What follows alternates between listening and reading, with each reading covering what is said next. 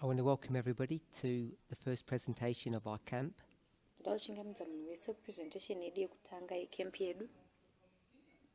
I hope each of us are blessed by our time together. Ndinovimba kuti umwe neumwe wedu ari kukomborerwa nenguva yedu pamwe chete. I hope each of us have spent time preparing for this camp. Ndovimba kuti umwe neumwe wedu akapedza nguva achigadzirirawo musangano uno. Not only arranging our work affairs, Kwete kungogadzirira zvekubasa chete, but more importantly, asi zvakanyanya that we kukosha have prepared spiritually and emotionally for this camp. kuti takagadzirira pamweya uye maemotions edu tichigadzirira musangano uno, So that we might receive the blessing that God wants to give to us. kuti tigone kugamuchira chikomborero icho Mwari vanoda kutipa kwatiri, And also that we might give a blessing to those around us. zvakare kuti tigopawo chikomborero kuna avo vakatitenderedza. Let's pray. Ngatinamatei.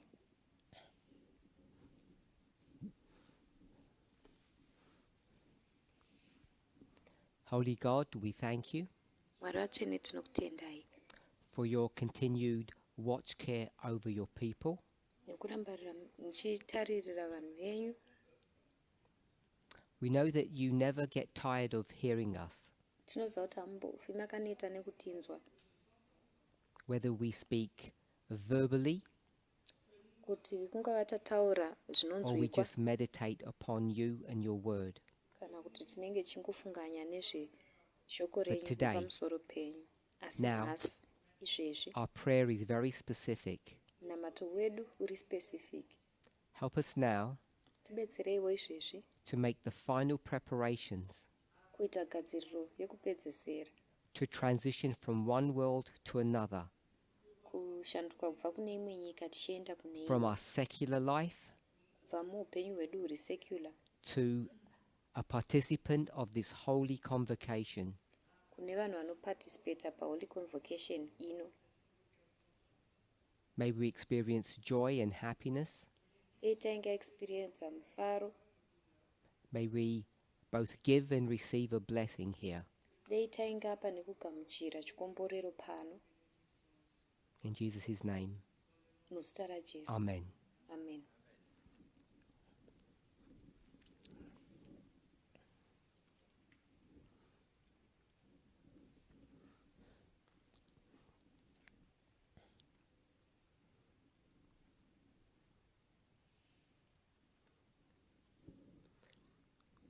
In Ellen White's writings, Muzvinyorwa zvaEllen White she has very many precious gems. ane zvinhu zvakakosha zviri precious. Some of them are little phrases Zvimwe zvacho kungonyora comments. pfupi pfupi, macomments mapfupi that mean more than the few words themselves. zvinoreva zvakawanda kupfuura mashoko iwayo And mashoma. if we were to memorize and meditate upon those little gems, those little thoughts, Dei taizomemoriza nekumeditata pamagems iwayo, pafungwa idzodzo, so that we might gain a better understanding of what those words mean, kuti tigonzwisisa zviri nani kuti mashoko iwayo anorevei. it's both my belief Kutenda kwangu and Ellen White's admonition nekurudziro yaEllen White that we would receive a rich blessing, kuti taizogamuchira chikomborero a chakakosha, blessing that our foreparents were supposed to receive, chikomborero icho vabereki vedu vakare vaifanira kugamuchira, and something that is left as an inheritance for us to experience. uye chinhu chatinosiyirwa seinheritance kuti tigokwanisawo kuchiexperienza. One of the little phrases that Ellen White has Kumwe kutaura kunotaurwa naEllen White achiita, that she uses over and over again kwaanoshandisa achiramba achidzokorodza zvakare, will form the title for our first study together. kuchagadzira musoro wenyaya wechidzidzo chedu pamwe chete. The phrase, Kutaura kwacho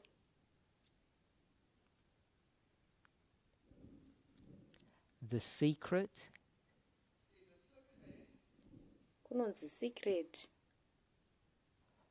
of our success. yekubudirira kwedu. This is the title for today's study. Ndiwo musoro wenyaya wechidzidzo chanhasi. I'm guessing that most of you have heard this term before. Ndiri kufembera kuti vazhinji venyu makambonzwa kutaura uku kare.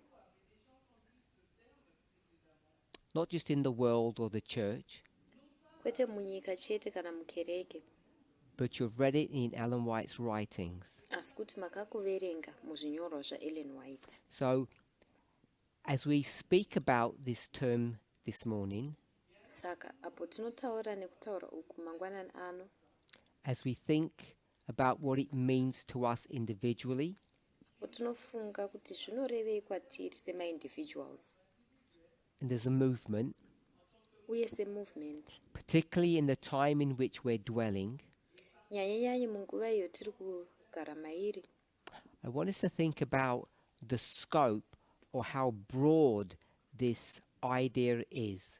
ndoda kuti tifunge kuti pfungwa iyi yakakura zvakanyanya sei, inobata So, pakuru sei. if we were to speak about the secret of our success, Kana tichitaura isusu nesecret yekubudirira kwedu, when it says the word our or us, pazvinonzi isu kana kuti success yedu, who's this speaking about? vari kunzi yedu ava In ndivanani. Ellen White's framework, Mukunyora kwaEllen White this is speaking about the church, ari kutaura nezvekereke or Adventism, kana kuti Adventism, and therefore it's natural for us naizvozvo kwatiri zvinenge zviri natural to make this application kuisa application iyi of us, kwatiri the movement. movement. So, what is the secret of this movement's success? Saka secret yekubudirira kwemovement ino ndeipi? I would suggest there are various elements to that, Ndichasuggesta kuti kune zvakawanda, ma-elements akawanda, and we'll mention 4, tichataura mana and we'll discuss each one to varying degrees. todiscasa imwe neimwe kumadegrees akasiyana siyana. I don't know if anybody has any thoughts about, for you, what those 4 or what one of them might be.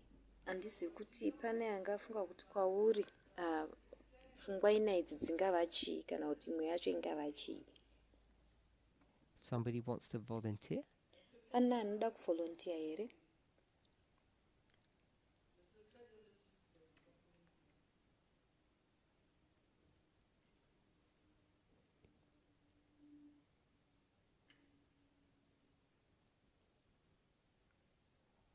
Je donnerai un seul élément pour l'instant. Moi, je dis l'unité, que nous soyons unis. I will Égalité. give only one element for the moment. I will propose unity, that Ndichapa- we are unite. Ndichapa element Autour imwe de ce chete message. panguva imwe Unite kuti in unit, this kuti message. tichabatana, tinenge takabatana mumeseji inoi I'm going to zvakanaka. not put that as one of the 4, Handisi kuinyora se1 ye4 and idzi. hopefully when we list the 4, Ndinovimba kuti patichalista 4 idzi, it will become clear why it's not one of the 4. zvichazojeka kuti sei isiri imwe yedzina idzi. So you said unity, Saka iwo wati kubatana. yes? So I'm going to write unity, Ndichanyora kuti kubatana because I think that's very important. nekuti ndofunga kuti zvakakosha zvikuru. La méthodologie, Methodology, Good Methodology. Hanzi imhinduro Number yakanaka. 1, Yekutanga, methodology. methodology. Do you want to say anything more on that? Uda kutaura zvakati wandei here pamusoro payo? C'est la méthodologie qui nous a permis de connaître la vraie vérité de ce que Dieu nous demande. So its methodology will allow us to understand the message that God give us. Methodology Good, ndio I like that inotibetsera answer. kunzwisisa shoko iro Mwari So, anotipa. Zvakanaka, ndofarira when mhinduro iyoyo. the church first was created, Saka kereke payakatanga kugadzirwa, it wasn't called Adventism. yaisadaidzwa ichinzi It may Adventism. have been called the Advent movement, but probably not. Yaigona kunge yakadaidzwa kunzi the Advent movement, asi pamwe kwete. What name did it have? Zita rayaiva It nayo was nderekuti kudii? born in the United States. Yakazvarwa munzvimbo yeUnited We States. know when it was born. Toziva kuti yakazvarwa rini. When was that? Ndirini ipapo? When was this church born? Kereke iyi yakazvarwa rini?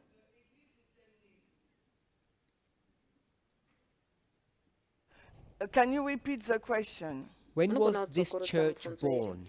Adventist Kereke ino Church. yakazvarwa When rini? it was born, it wasn't called Adventism. Payakazvarwa yaisadaidzwa ichinzi Adventism. It was identified by a different name. Yaitozikamwa nezita rakasiyana. So, separate to the name, when was it born? Tosiyanisa nenyaya yezita, yakazvarwa rini? USA. That's where it was born. When was it born? Hanzi kuUSA, zvanzi ndokwayakazvarirwa, isi tiri kuti yakazvarwa rini?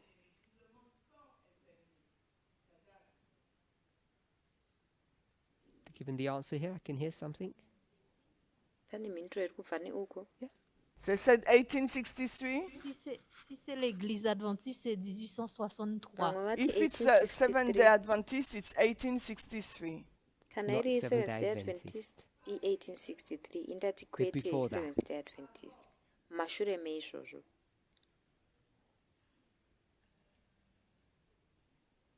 « 1850. 1850. Hanzi 1850. 1850. All of these are good dates. Ai madates akanaka esaya. In my mind, Mupfungwa mangu, Betty, Betty.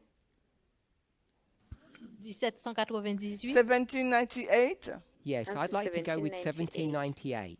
Hongu, ndoda kuti tifambe ne1798. And the Millerite movement, Movement which is how yemamillerite it was identified ndo kuzikamwa kwayaiitwa by its enemies, nevaiva because it was vavengi an vayo, insult. nekuti kwaiva kutotukwa. So the engine that created that movement Injini yakagadzira movement iyoyi was based upon number one that's on the board. yaiva based upon number 1 iripo pachidziro. But it wasn't called methodology then. Asi mumazuva iwayo yaisadaidzwa ichinzi What methodology. term was used for that? What term do we use? Ivara ripi raishandiswa ipapo? Isinoshandisa vara ripi?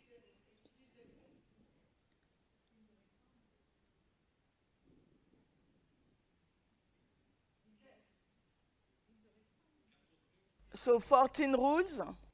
Yes, Anzi marules 14. Miller's rules. Marules amila. So without some kind of law or rules, Kana tisina mutemo kana kuti marules, which we today call methodology, watinodaidza nhasi uno tichiti methodology. Adventists used to call it Miller's rules, MaAdventist vaimboidaidza vachiti marules amila. and someone gave us the number. Umwe atipa nhamba yawo 14. Good. anzi 14. These 14 rules Marules 14 aya were what were used as the engine to create this movement. ndo yaiva injini yakashandiswa kugadzira movement iyoyi. When I say this movement, I don't mean us. pandiri kuti iyoyi handisi kureva isusu. We'll call it the Advent movement. Toidaidza tichiti Advent movement. We'll say in 3 phases: Toti mumafezi matatu: the Millerites, maMillerites, Adventism, Adventism, and us. kozoti isusu. In each of those dispensations, Mumadispensation matatu aya we'll call it now the church, tochidaidza tichiti has kereke always used these rules, yakanga ichingoshandisa marules iwaya. sometimes successfully, Dzimwe nguva zvaiva nekubudirira mukati, often unsuccessfully, asi kazhinji kazhinji zvaiva nekusabudirira. and at the time of the end, Patime of the end, according to our understanding, maererano nekunzwisisa kwedu, Daniel 11 verse 40, Daniel 11 ndimaya 40, 1989, 1989, we believe tinotenda that Adventism kuti Adventism began to drift away from these rules. yakatanga kubva pamarules iwaya. And because of that, Nemhaka iyoyo, in Daniel 2, kuna Daniel 2 we see not a success, but we see a failure. tinoona kwete kubudirira asi And kukundikana. that failure created a separation. Kukundikana uku kwakagadzira And kupatsana. that marked the birth of this movement. Ndizvo zvakazomaka kuzvarwa kwemovement ino. So if this movement was born in 1989, Kana movement ino yakazvarwa 1989, we might call ourselves the 4th generation. togona kuzvidaidza tichiti generation yechi4. Then that would give us license to say that the final movement, we will call it the Millerites, Zvinobva zvatipa license yekudaidza tichiti movement yekupedzesera toidaidza tichiti maMillerites. in the Bible, in the book of Revelation, Mubhaibheri, mubhuku razvakazarurwa, it would say the Church of Laodicea. vanoti ivo kereke yeLaodicea. We would see that that was born in Tinozviona 1798. kuti iyi yakazvarwa muna 1798, Not 50 or 63. kwete 50 kana 63. Both of those dates are important, Madhesi maviri aya akakosha, but they're waymarks that give specific details. asi mawaymark anopa madetails ari specific. And Laodicea, is that a good term or a bad term? Laodicea kutaura kwakanaka here kana kuti kwakashata? Bad one. Mauvais, bad. So most people say it's Hanzi bad, kwakashata, vanhu vakawanda vanoti kwakashata, because when you go into the book of Revelation, nekuti ukaenda iwe mubhuku razvakazarurwa, which chapter? chapter ipi? You go into book of Revelation chapter 3, Ukaenda mubhuku razvakazarurwa chapter it 3, says some bad things about Laodicea. inotaura zvakaipa pamusoro peLaodicea. So we often think it's negative. Saka zhinji towanzokufunga kuti iri negative. But what does the term mean, Laodicea? Asi vara rekuti Laodicea rinorevei?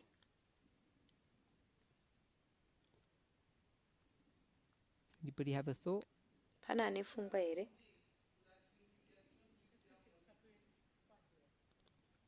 Oh, wait there. Yeah.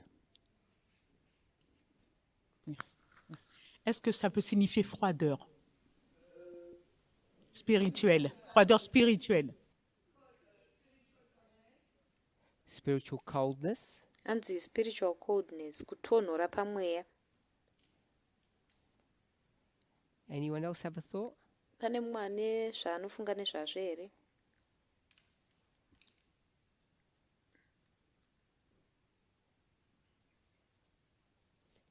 Okay, I'll come back to that question in a minute. I'll give you time to think. Ndichakupai nguva yekufunga ndozodzoka pamubvunzo iyoyo. So, number 2. Number 2.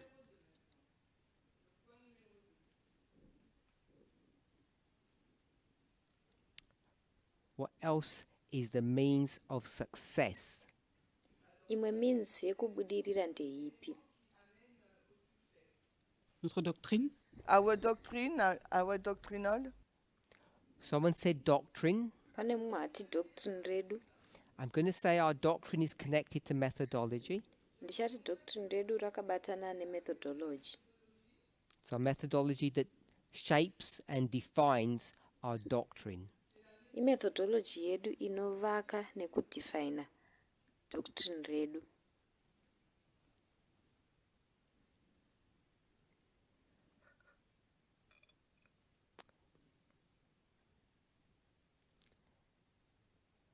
Anyone else? Pane mumwe zvakare here?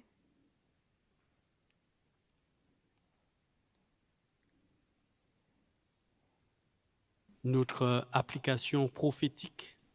Our prophetic application. Application Our yedu prophetic application. yeprofita. Prophetic application yedu That's another good answer. ndo imwe mhinduro futi yakanaka. I'm going to suggest that's all built upon methodology. Ndichasuggesta kuti zvese izvi zvakavakirwa So if we were to pamethodology. expand each one of these, we would have doctrine and prophetic understanding. Kana tichizoexpanda chimwe nechimwe cheizvi tinozova nedoctrine nekunzwisisa kweprofesi.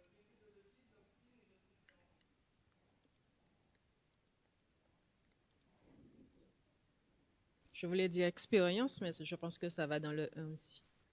So I would like to say experience. Toda pense que kutaura ça va nechiti dans le un experience. aussi. Je pense que ça va dans Ah, le 1. but maybe you put it in the one. Asi pamwe munoisa imomo munumber 1. Has anybody thought up about Laodicea? Pane azofunga nezvelaodicea here? We just go back to that. Peuple juste ou justice du peuple? So justice of the people or righteous people. Kutongwa Very good. kwevanhu vari righteous. So when we used to Zvakanaka. look at that subject in the past, Saka pataimbotarisa nyaya iyoyo kare, did you want to say something? pane zvangoda kutaura here?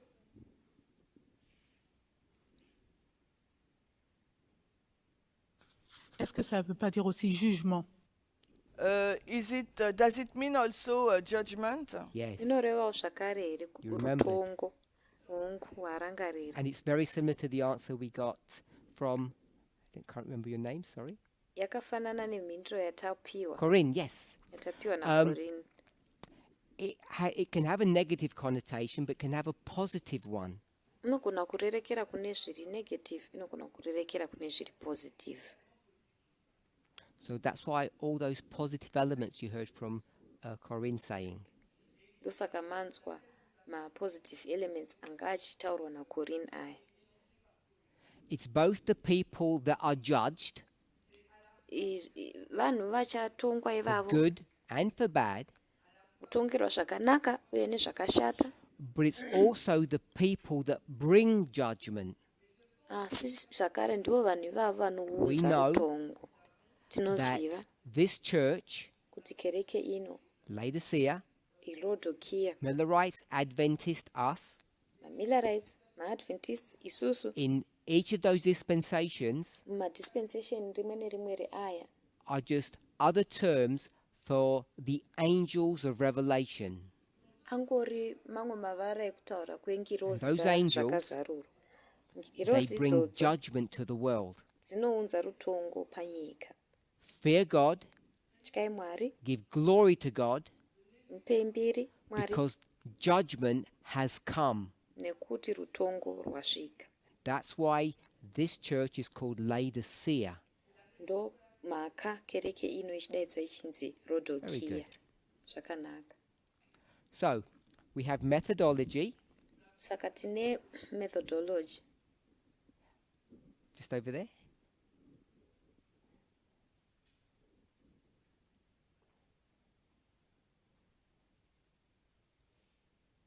Notre organisation. Our organization. Very good. Hanzi We're organization gonna get yedu. there. Zvakanaka tachisvika ikoko. Organization. Kurongeka kana kuorganize. Actually, let's put it as number 2. regai tiinyore isusu panumber 2. We'll try and put it into kind of an order, I guess. Tichazama kuzviisa neorder. Methodology, Methodology, organization. organization. 2 more to go. Kune mamwe maviri asara.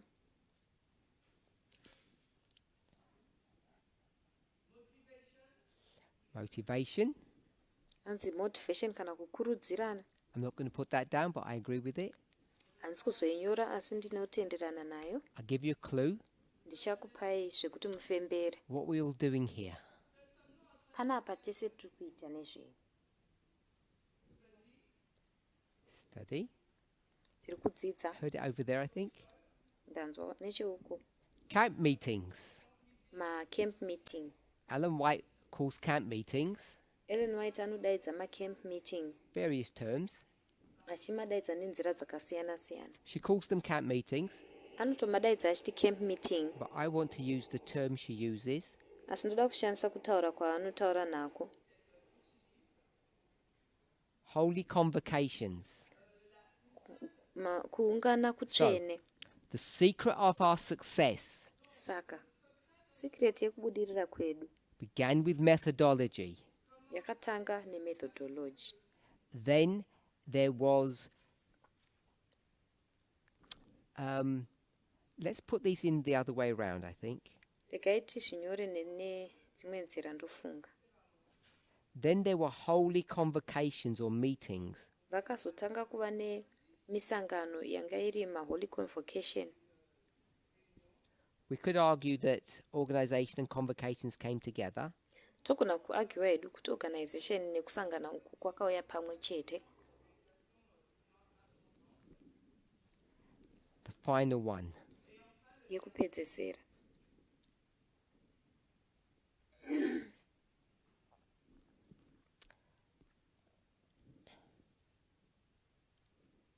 give you a clue, perhaps. Ndichakupai clue.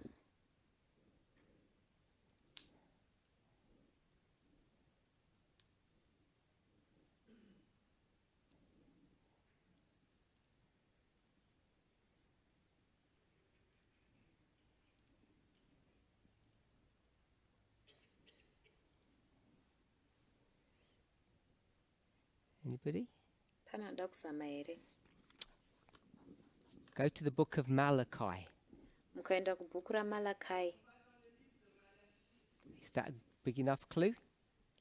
Ikulu here yakakwana iyi.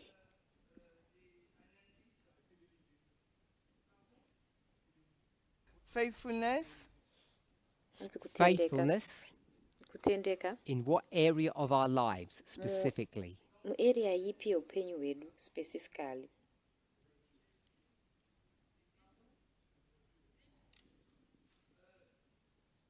La fidélité envers Dieu.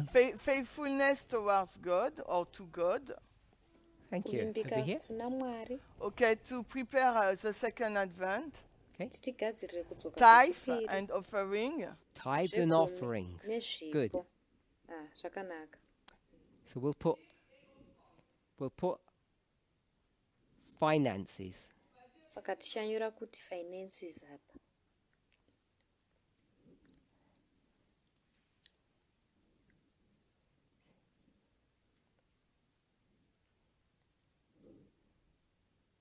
So I'm suggesting Saka ndiri these are kusuggesta not the only 4, hazvisizvo zvina zvega zviripo.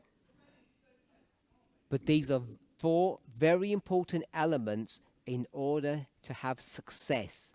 Asi aya ma-elements mana akakosha zvikuru kwazvo kuti tikwanise kunge tiine kubudirira. Methodology, Methodology, camp meetings, misangano, organization, organization finances. nemafinance. Finances are tithes Mafinance and ndizvo offerings. ndizvo zvegumi nezvipo. And what do all of these produce? What's the fruit of all of them? Zvese izvi zvinoprodusa chii? Chibereko chazvo zvose chii? Could you tell us what the fruit is? Unogona kutitaurira kuti chibereko chacho chii here? Merci. Les fruits, le succès. The success. Good. But you gave us a different answer before. Ah, tout à l'heure, l'unité. Unity. So that's why I didn't put unity as one of the four.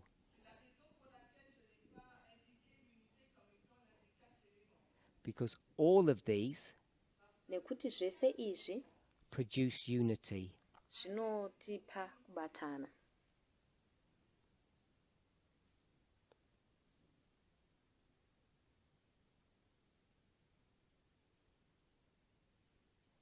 And it's the unity of God's people kubatana kwevanhu vaMwari that make us strong or successful. kunotiita kuti tisimbe kana kuti tibudirire. So your answer at the beginning was correct. Saka mhinduro yako pekutanga yanga iri correct. The secret of our success is being in unity together. Secret yekubudirira kwedu kunge tiri mukubatana pamwe chete. There are more than 4, Zvakawanda kupfuura 4, but these 4 are vital. asi 4 izvi zvakakosha. Without them, Pasina izvozvo you cannot have unity. hatigoni kuva nokubatana.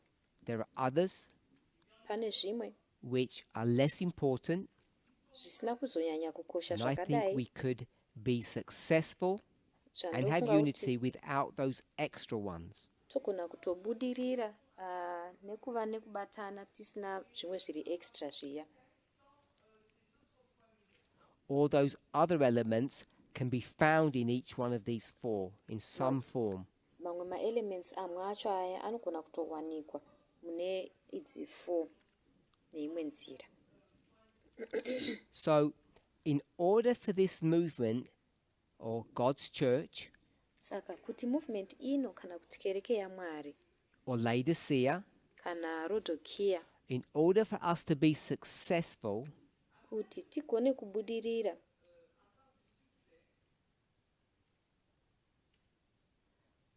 the number one thing we need chinhu chekutanga chatinonida is correct methodology. imethodology yemazviro kwazvo.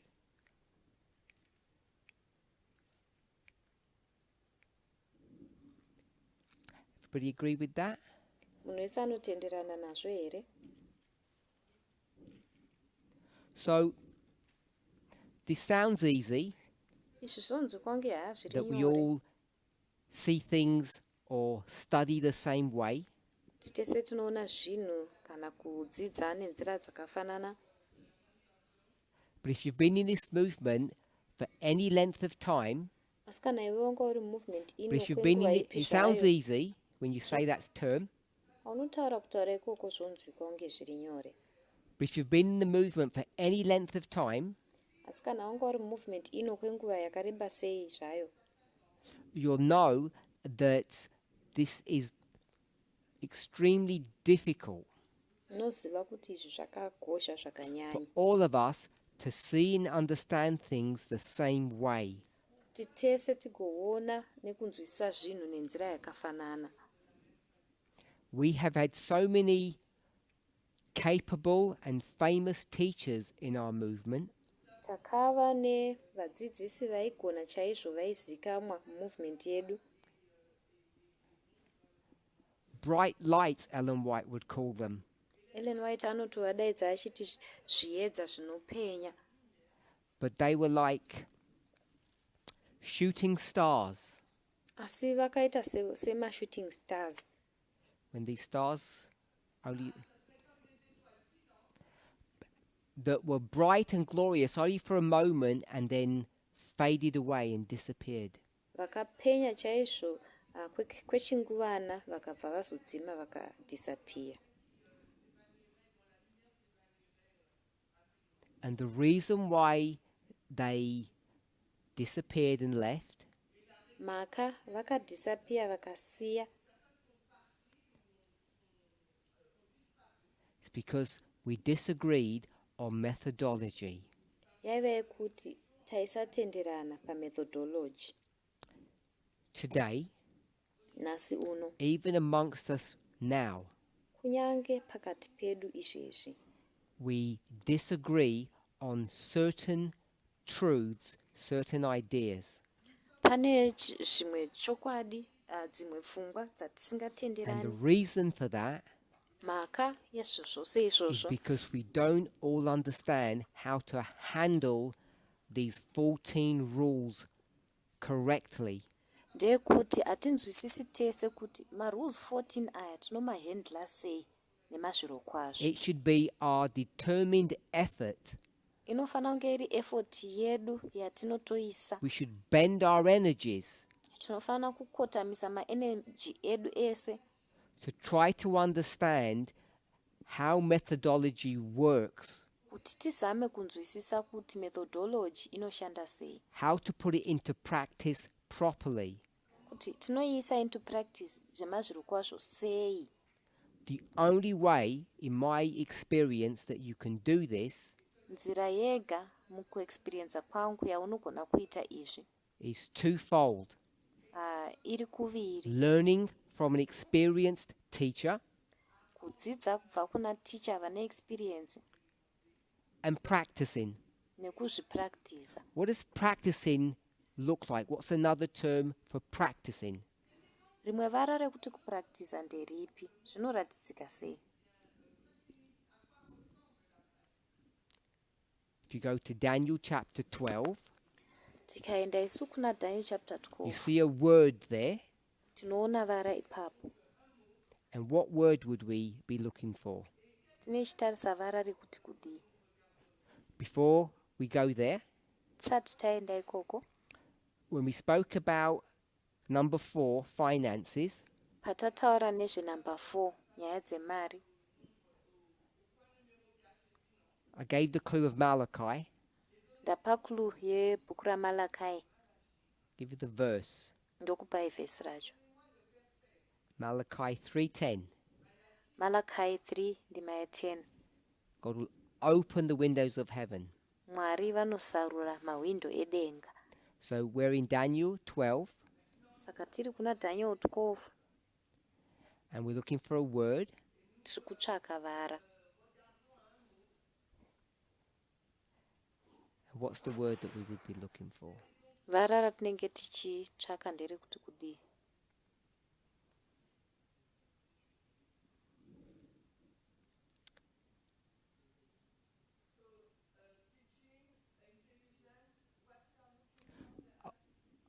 I know it's difficult because we have a different language, so I can only use it in the English, but there's a word in Daniel 12 that we would want to pick out. Ndoziva kuti nerimwe language zvinogona kunge zvakakosha, Yes. asi toda kuti muchirungu ivara ripi ratichatora. Not naDaniel knowledge. 12. Kwete ruzivo. I'll give you the verses. Ndichakupai mavhesi acho. Daniel 12, Daniel 12,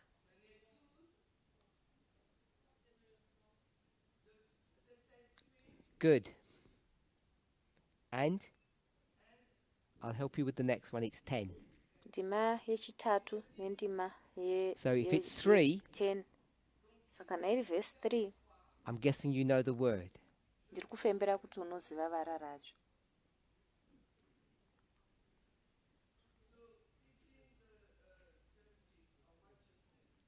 Righteousness or justice. Hanzi kururama But I've kana given you justice. 10 as well. Asi ndakupa vhesi ya10 So you'd have to zvakare. find the same word in 10. Saka unofanira kuwana vara rakafanana And muvhesi 10. righteousness isn't there. Righteousness harimo imomo. The wise. Good. Hanzi vari wise. So the wise. Saka vari And wise. when we used to study this in the past, Pataimbodzidza izvi kare, we would know that the word wise, because we would go back to the original language, taizoziva kuti vara rekuti wise nekuti taidzokera kulanguage iri original yacho. we'd say wise means what? Toti wise zvinorevei? Teachers. Zvinoreva vadzidzisi. Yes? You probably remember that. Pamwe munotozvirangarira.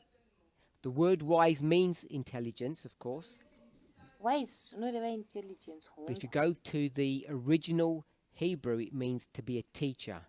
Asi mukaenda kuhebrew reoriginal zvinoreva kuti kuve mudzidzisi. We also, when we think about the wise, Patinofunga zvakare nevari wise, especially when we think in terms of Daniel, kunyanya-nyanya patinochifunga maererano naDaniel. in Daniel 10, Kuna Daniel 10 there are two groups of people, kune magroups maviri evanhu, the wicked and the wise. vari wicked nevari wise. And it tells you the difference between them. Inokuudza musiyano pakati pavo. The wise understand Vakangwara vanonzwisisa, and the wicked don't. vasina havanzwisisi. And what is it that the wise understand? Chii icho chinonzwisiswa nevakangwara?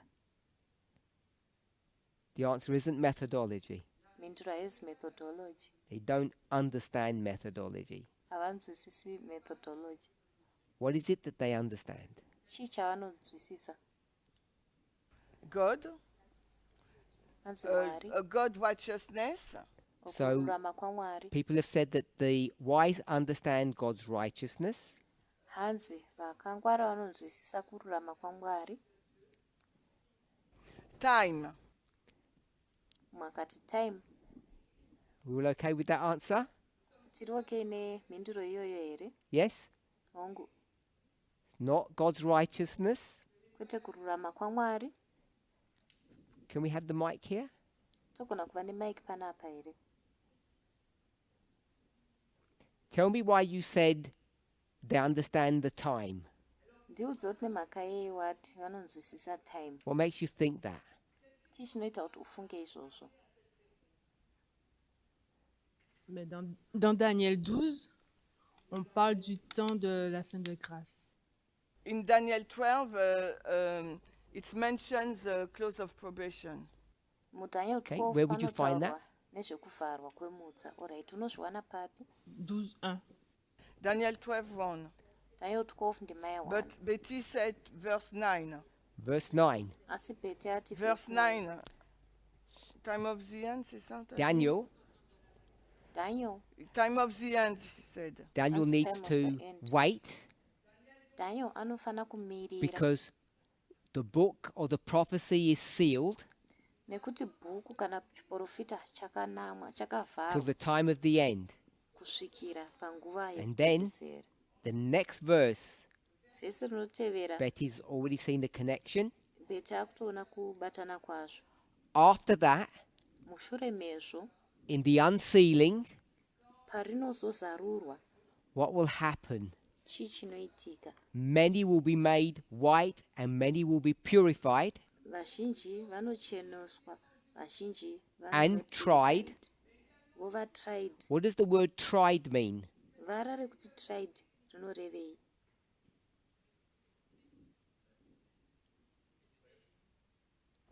Tried, tested. Tested Vanzi vanotestwa or judged kana kuti vanojajwa, because it's Laodicea. vanotongwa nekuti iLaodicea. And all those Laodiceans, Vese maLaodiceans when aya, they're tried or tested or judged, pavanozamwa kana kutestwa kana kujajiwa, did they pass or fail? vanopasa here kana kuti vanofoira According to the verse. maererano nevhesi irori.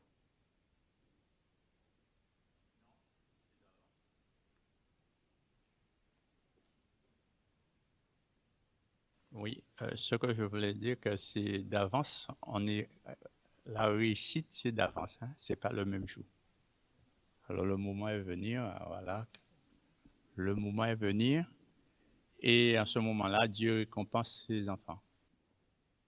So I didn't really get that, but the success is not now, it's later on, and God will give the reward to his children.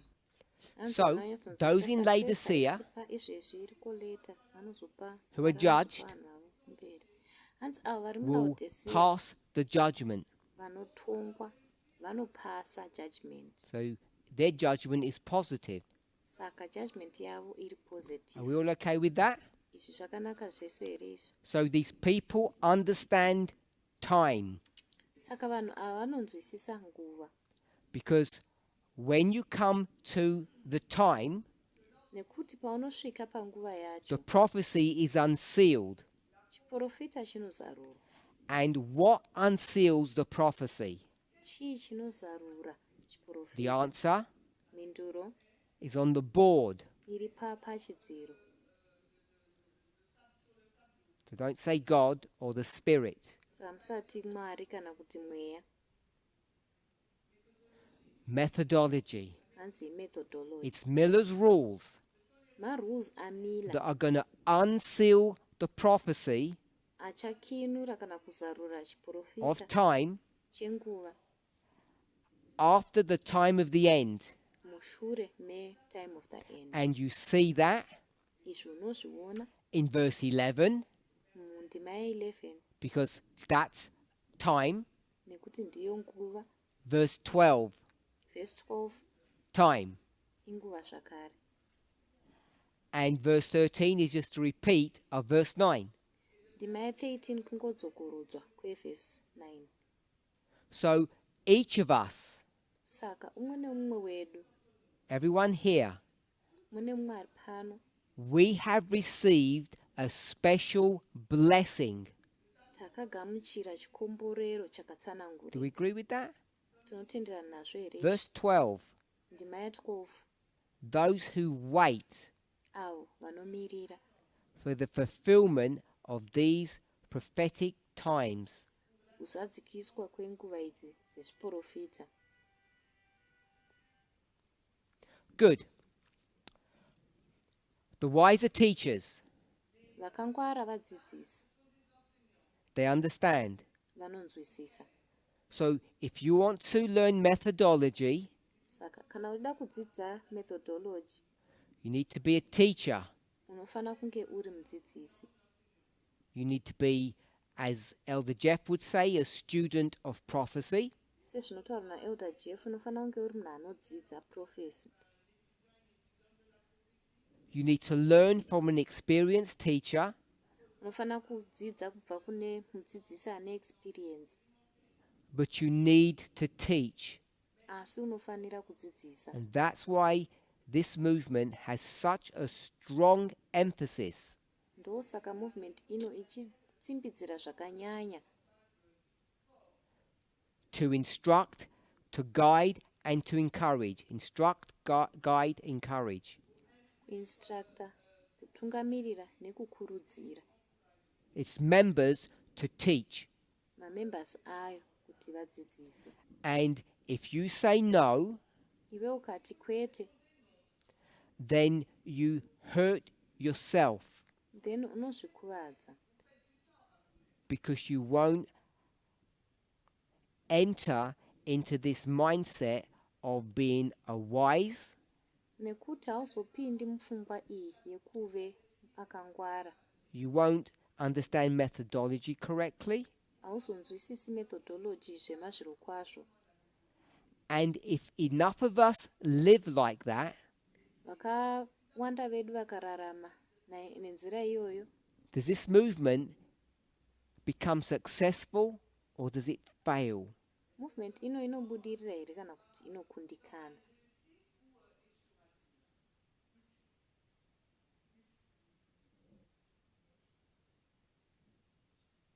I don't know her answer. So it will succeed anyway.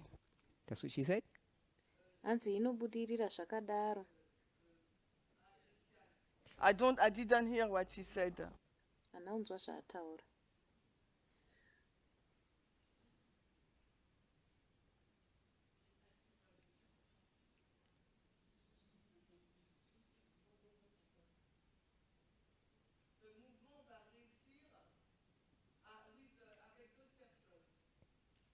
So you said that in French. So the movement would succeed with fewer people. Is that what you said? With Hanzi over movement inobudirira people. nevanhu With other vashoma, people. nevamwewo vanhu.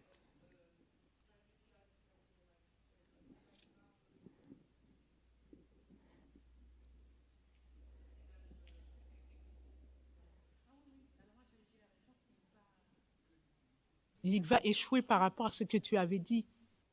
Based upon what you said, this movement will fail. I just ask a question. Movement inofoira. Saka La indangobvunza question, c'est mubvunzo. et tu peux reprendre parce que c'est par rapport à sa question que j'ai répondu tout à So l'heure. could you please repeat because she answered based upon your question. My Saka question was, tsokorodzai nekuti ndapindura nemaererano if nemubvunzo wenyu. individuals fail Mubvunzo wangu wanga uri wekuti saka kana and there's enough maindividual individuals that don't vakafoira teach, paine maindividuals vakawanda vakakwana vasingadzidzisi, that don't understand, vasinganzwisisi, they fail to be wise, vofoira kuti vasava vari wise, what happens to the movement? chii chinoitika kumovement? Mais je dis, il va échouer. So it will fail. Hanzi saka Okay, so inofoira. Patricia says it fails and Christian says it doesn't fail, it succeeds. Patricia ati inofoira, Christian akati haifoiri, inobudirira. Anyone else? Pane mumwe zvakare here?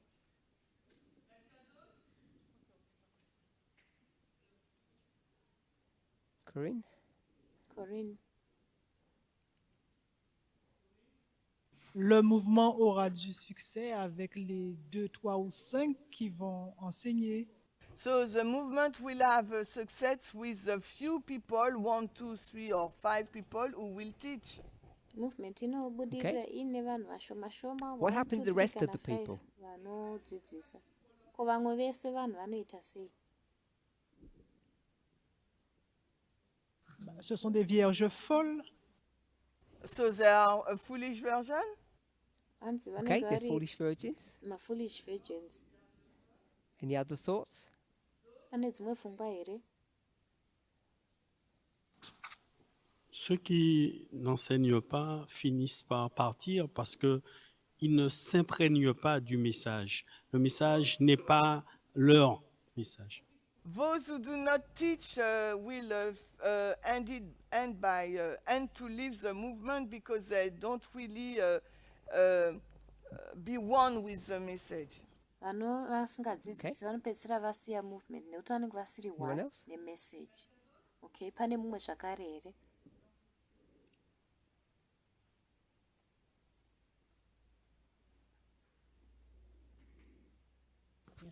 Alors, j'essaie de comprendre. Dans ce cas, s'il y a des personnes ne veulent pas enseigner, ne veulent rien faire, ne veulent pas, comment dirais-je, grandir dans cette connaissance, ils se mettent à côté. Donc, non seulement... Alors, I try to understand. So if there are Kusama people who kuzwisisa. refuse to grow up in Kana this kune vanhu knowledge, vanoramba put kukura themselves aside, muruzivo urwu Donc, ils vont se vozviisa lasser. paside. En effet, ils vont se lasser, ils vont partir. so they will get tired and they will finally leave. Vachazoneta Faute de, vongozopedzisira comment vasiya. dirais-je, faute de consistance, faute de, comment on pourrait dire ça, de connaissance, oui, si on peut dire, faute de connaissance, eh bien, ils vont partir. Because of a lack of knowledge, they will Nekuda kwokuti vanenge leave. vasina Okay. ruzivo How many vanosiya. people in the group here, in this ministry, teach or don't teach? Vangani mugurupu rino kana kuti muministry ino vanodzidzisa kana kuti vasingadzidzisi? Say if we have a percentage number. Tomboti kana tiine nhamba iri What percentage do not teach in this ministry? percent yevasingadzidzisi muministry ino ndevapi? 5% don't teach? Hanzi pamwe 5% havadzidzisi Or 50%? kana kuti 50%. Which number was that? Inhamba ipi iyoyo? In this room. Yes, this group. Hanzi muboka rinei 50% in this group do not teach. hanzi 50% havadzidzisi muboka rinei. Is that accurate? Ndizvo here izvozvo? It's not accurate? Hanzi hazvisirizvo here? You hear week after week? What Munogara number muri pano what percentage would you say? mavhiki ese. Munoti percent ipi? Ev, yes. In the room or egg? Ev.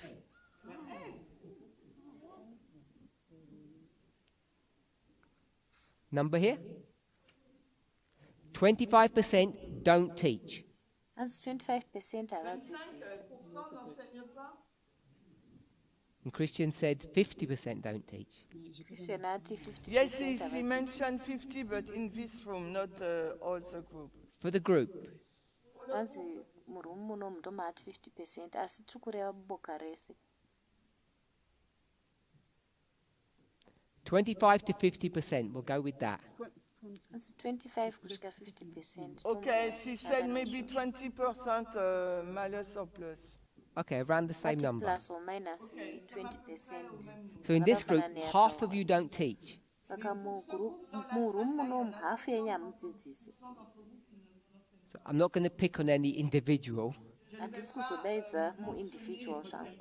but if you don't teach, Asi kana iwe usingadzidzisi, would someone put their hand up and tell us why? pane angada kusumudza ruoko rwake otiudza kuti nemhaka yei. We won't share your name and you're not on camera. Hatidaidzi zita rako haupo pakamera. If you don't teach, tell us why you don't. Kana usingadzidzisi tiudze kuti nemhaka yei usingadzidzisi. So this person doesn't teach and he's going to tell us why. Munhu Ouais. haadzidzisi achatiudza kuti nemhaka yei. Alors moi, de mon côté, j'enseigne pas. Bon, si on me demande quand même de faire quelque chose, je le fais. So I'm not teaching, but if the ministry asks me to do something, I will. Mais Saka si ina c'est handidzidzisi aux zvangu, asi ministry questions, ikandikumbira kuti ndiite chimwe il chinhu faut ndinoita. enseigner, rentrer en profondeur, j'arrive pas. But if they ask me to teach in depth, I can't. Asi vakanditi dzidzisa Okay, so if they zvineudzamu, asked you to do a handikwanisi. simple study, you would do it. Mais Asi si on te vakava demande de kuti faire ita une chidzidzo chiri étude simple, tu simple le feras. unochiita here. Oui, oui, Oui. oui, c'est pas un problème. And the problem is they haven't asked you. Dambudziko nderekuti havana kumbobvira vakukumbira here. Non, mais je le fais. Hein. On me demande, je le fais. Yes, when they ask me, I do it. Oh, so you do teach. Vakandikumbira ndinozviita. Osaka unotodzidzisa À mon niveau, At my level. That's fine. palevel yangu. Who doesn't teach? Zvakanaka. Ndiani asingadzidzisi?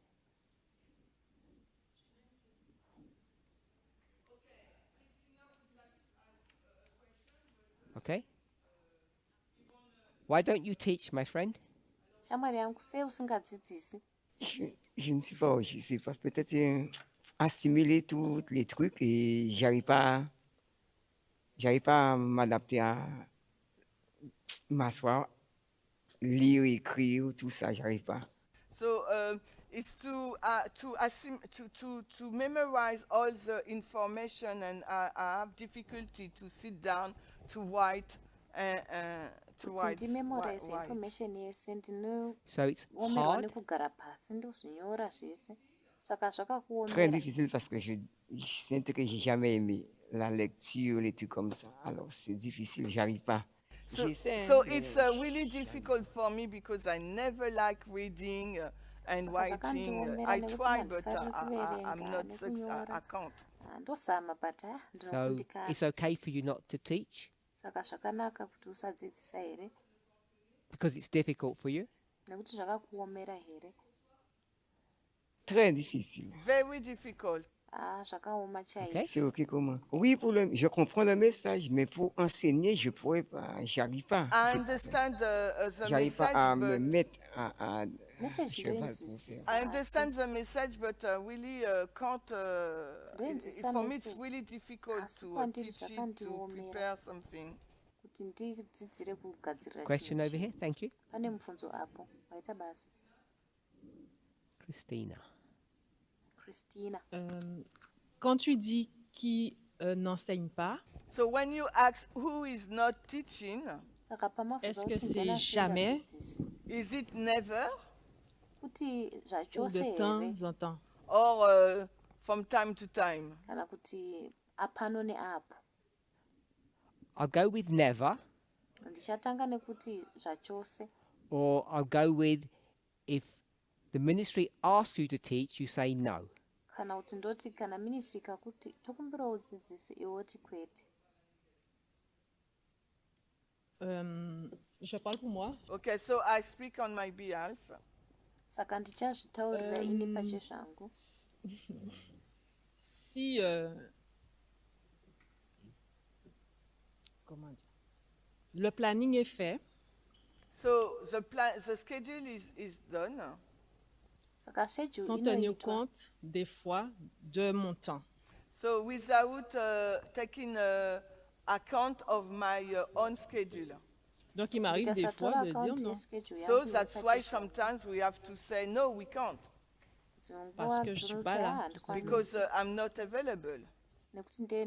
If you are available, kana uri available, Yes. then you teach. Yes. then unodzidzisa hanzi hongu.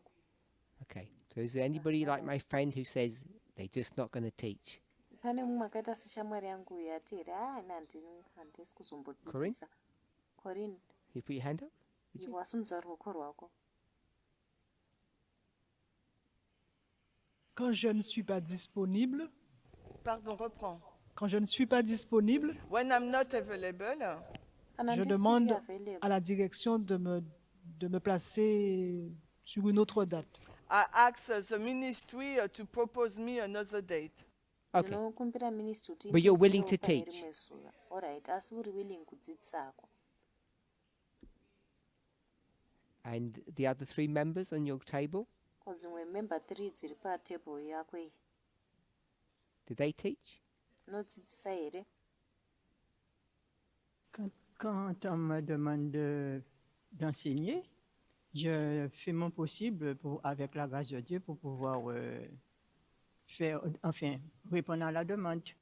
So when the ministry asks me to teach, by God's grace, I try to do my best to meet their requirements. Saka ministry Good. painondikumbira kudzidzisa So nenyasha sometimes we don't know what to teach. kuita Also, it's marequirements difficult. aya.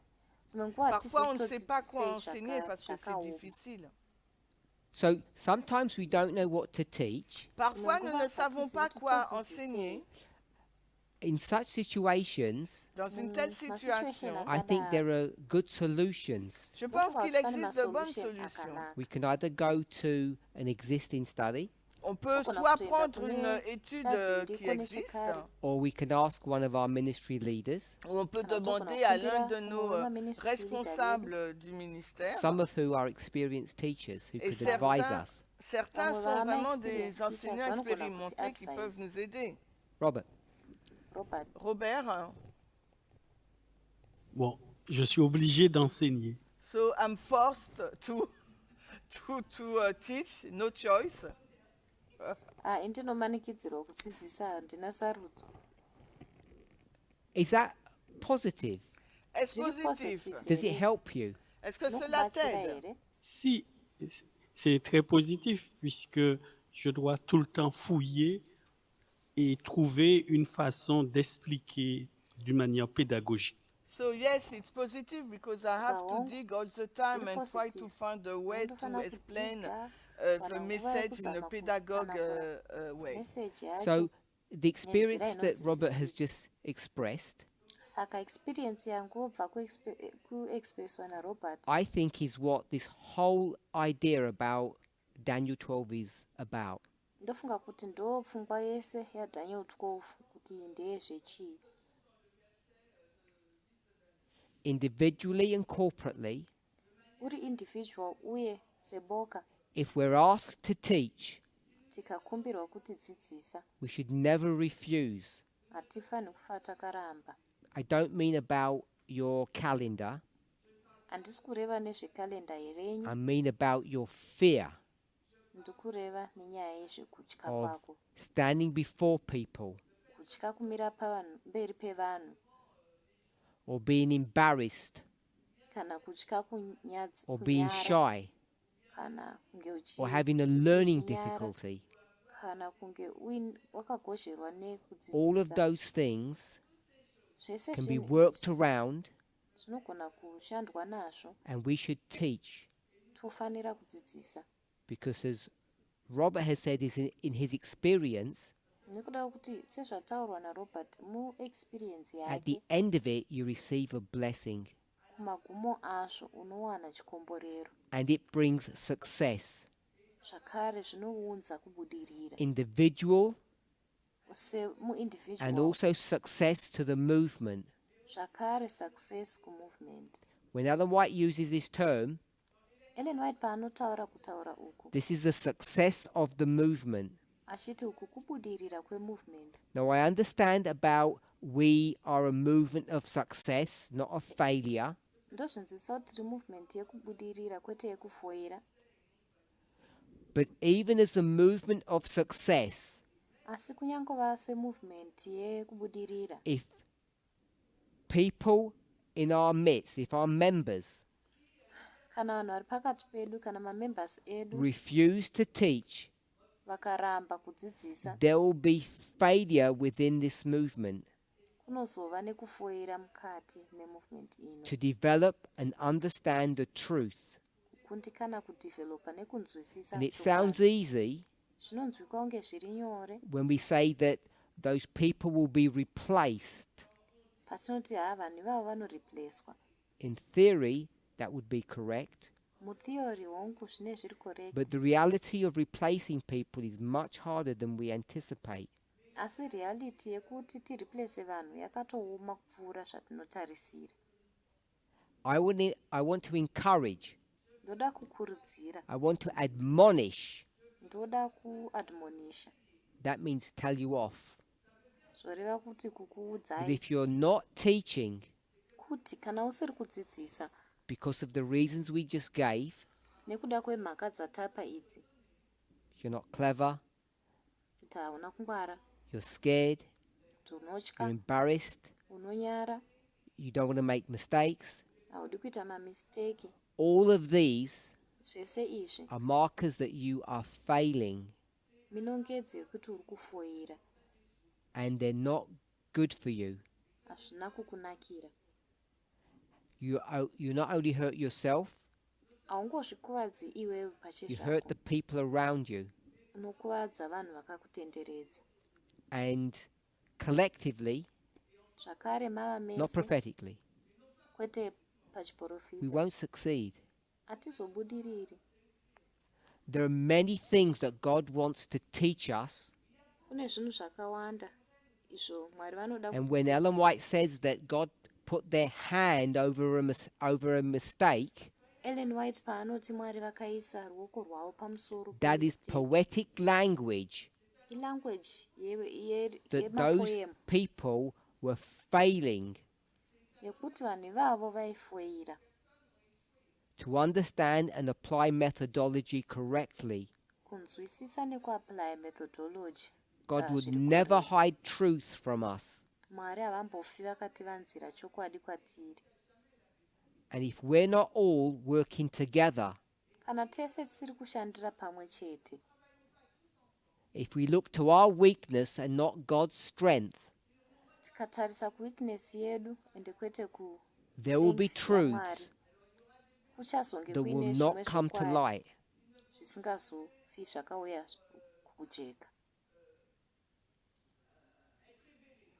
We can get to heaven Tinogona kusvika kudenga wounded and limping tiine mavanga tichikamhina instead of fit and healthy.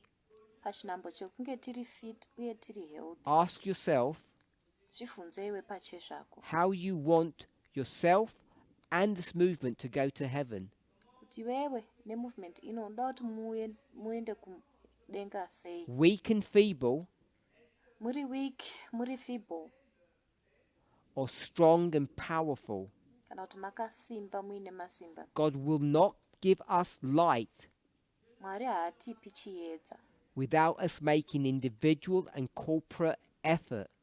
tisina kuita effort tiri ma-individuals uye tiri And if you takabatana. sit back and wait for someone else to teach, Iwe ukagara womirira kuti mumwe munhu achadzidzisa, you're doing something that is in disagreement with God's will. uri kuita chinhu chisingawirirani nekuda kwaMwari. And everybody suffers. Munhu wese ese anosafa, including God. kusanganisira Mwari.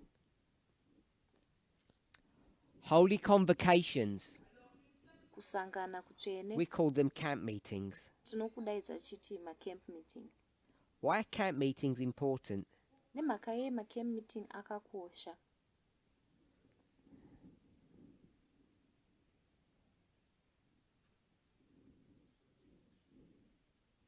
To receive God's blessing, To receive God's blessing. Kuti tigamuchire chikomborero chaMwari. Good answer. Mhinduro yakanaka.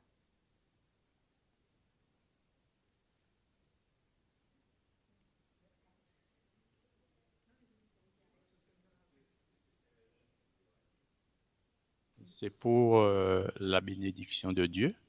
Parce que prendre la décision de suivre un camp meeting, eh bien, il faut tout mettre à côté. Hein.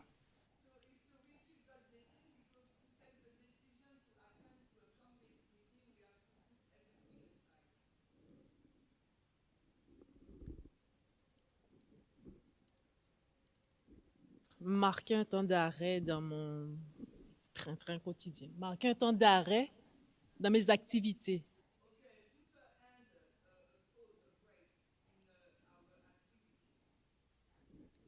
Good. I'm going to say that's come, rest a while. Ndichanyora nchiti kuri kunzi chimbouyai muzorore zvishoma. From the phrase that Jesus gave. Kubva kune kutaura kwakapuwa naJesu. Come apart from the world and rest.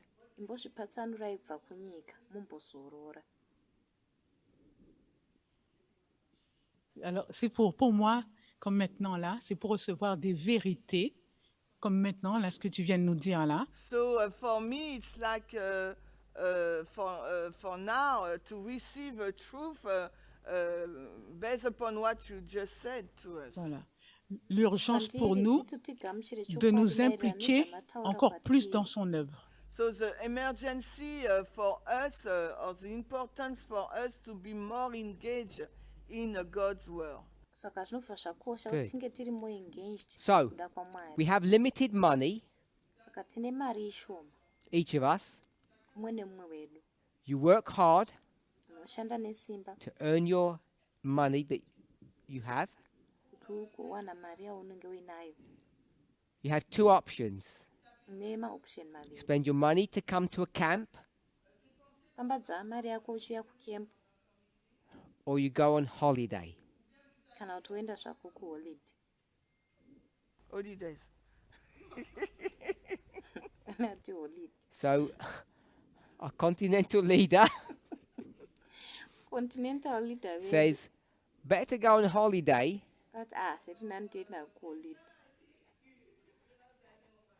than go to a convocation.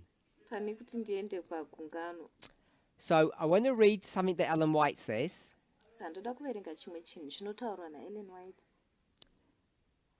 I'll give the reference next time. When they used to have holy convocations back in ancient Israel,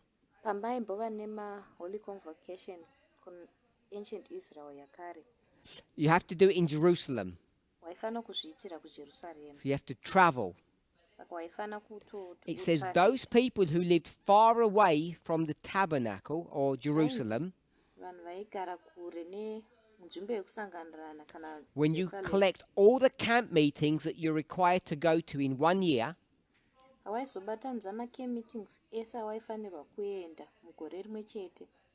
with all the travel,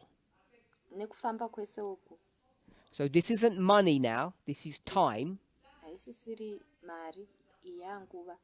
How much time do you spend if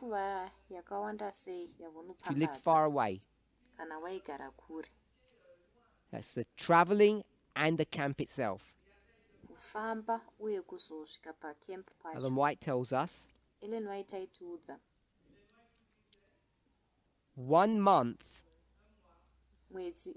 per year.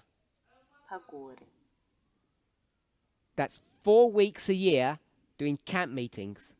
mavhiki mana pagore uchiita macamp meetings.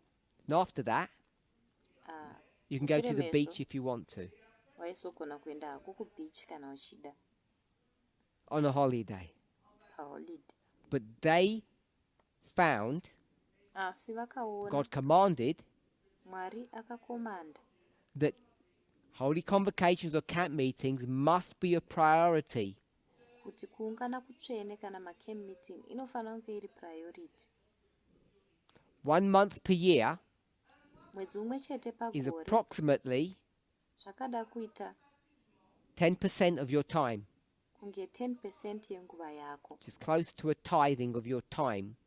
zvakada kuenzana netithe yenguva yako, Depending what country you live in, zvichibva nekuti unogara kunyika ipi, depending on the country you live in, zvobva nekuti unogara kunyika ipi.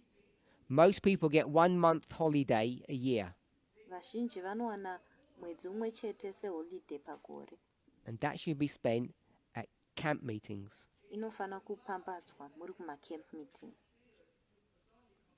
If the movement or the church Kana movement is kana going to kereke succeed, ichizokwanisa kubudirira, if you individually, personally are going to succeed.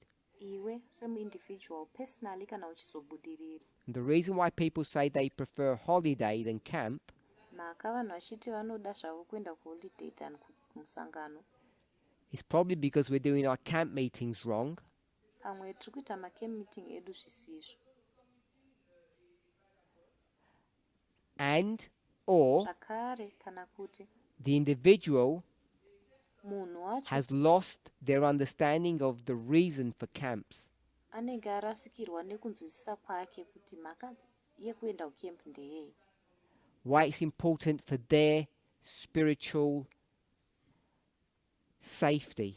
sei zvakavakoshera kusafety yavo panyaya dzezviri spiritual. Going to camp meetings is not a choice. Kuenda kucamp meeting haisi sarudzo, It's a command from God. murayiro kubva kuna Mwari. I think we all know that, Ndofunga kuti tese tinozviziva but we, izvi, but we tend to ignore it. asi tinowanzokuzviignore. So we've gone through 2 of our 4 things that bring us success. Saka tataura ne2 zvezvinhu zvina zvinotiunzira kubudirira: Methodology methodology and attending camp meetings. nekuatenda macamp meeting. And each of us knows, Mumwe nemumwe wedu anoziva, because if you touch yourself, you know you're a physical thing, nekuti ukazvibata unoziva kuti uri chinhu chiri physical, that going to a camp meeting online kuti kuenda kucamp meeting online is not a substitute haisi substitute for going in person. yekuenda uri semunhu. It's not even a poor second choice. Haisitombori second choice iri puwa, It's just a bad choice. ingori sarudzo yakashata. We've run out of time. Tapererwa nenguva, Close with prayer. tovhara nemunamato.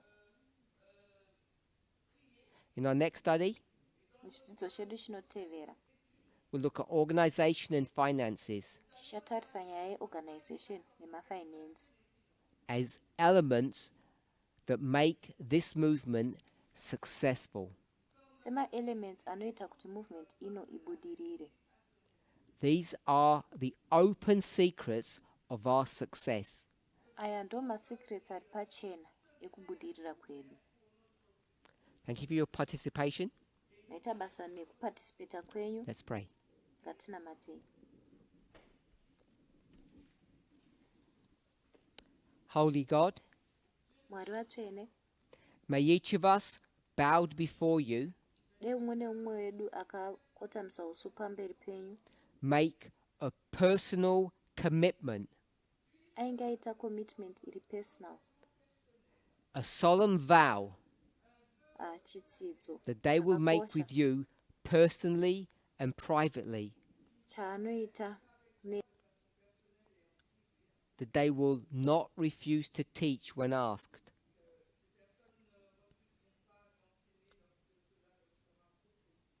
that they will realize that to be wise, you have to be a teacher. To understand the unsealing of our message at the time of the end, you have to understand and use methodology correctly. Help each of us to see this and make a commitment. We thank you. We are here at a camp meeting that we can experience the blessing of being here in person, knowing that you are here with us in a special way, a way that you're not with us when we're at home, at a regular Sabbath,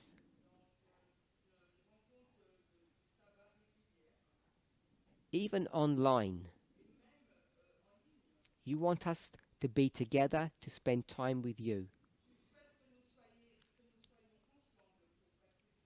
May those of us who are here reflect upon this and be thankful for the privilege of being here instead of being on holiday somewhere else. Amen.